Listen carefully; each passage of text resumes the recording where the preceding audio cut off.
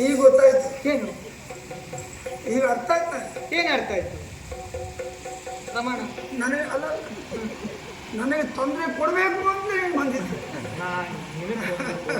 ಇಲ್ಲದೆ ನೀನು ಬಾಣ ಬಿಡುವಾಗ ಉತ್ಸಾಹದಲ್ಲಿ ನಾನು ಸಿದ್ಧರಾಗೋದು ನೀನು ತಡೆಯೋದು.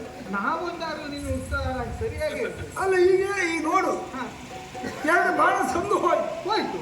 ಈಗ ಮೂರನೇ ಬಾಣ ಇದ್ರ ಮುಗಿಬೇಕು. ಈಗ ಮಕ್ಕಳಿಗೆ ಔಷಧ ಕೊಡುವಾಗ ಮೊದಲು ಕಡಿಮೆ ಕೊಡುವುದು, ಆಮೇಲೆ ಸ್ವಲ್ಪ ಹೆಚ್ಚು, ಆಮೇಲೆ ಪೂರ್ಣ ಹೆಚ್ಚು, ಆವಾಗ ಔಷಧಿ ಹೆಚ್ಚಾಯ್ತು, ಮಗು ಹೋಯ್ತು.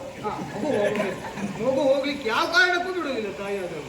ಇಲ್ಲಿಯೂ ಹಾಗೆ ಪಾರ್ಥ, ಈಗ ಕೊಟ್ಟಂತಹ ಪುಣ್ಯವನ್ನೆಲ್ಲ ಯಾವ ಪ್ರಯೋಜನವೂ ಬಂದದ್ದಲ್ಲ.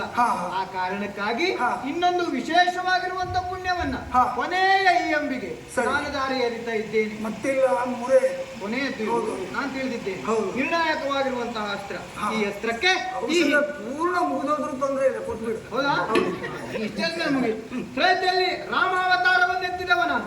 ಅಲ್ಲಿ ಗಳಿಸಿರುವಂತಹ ಸಕಲ ಪುಣ್ಯಗಳನ್ನ ಈ ಬಾಳಕ್ಕೆ ದಾರ ಎರಿತಾ ಇದ್ದೇನೆ.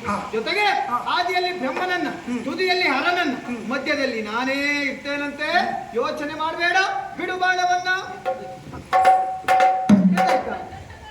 ಇದು ಔಷಧ ಹೆಚ್ಚಾಯ್ತು. ಕೆಳಗೂ ಹೋಗುವುದಿಲ್ಲ, ಮೇಲೂ ಹೋಗುವುದಿಲ್ಲ, ಎತ್ತುವುದಕ್ಕೆ ಆಗುವುದಿಲ್ಲ. ಎಷ್ಟು ಕೊಡ್ತೀಯ? ಭುಜವನ್ನ ಚಪ್ಪರಿಸಿದ್ದೇನೆ.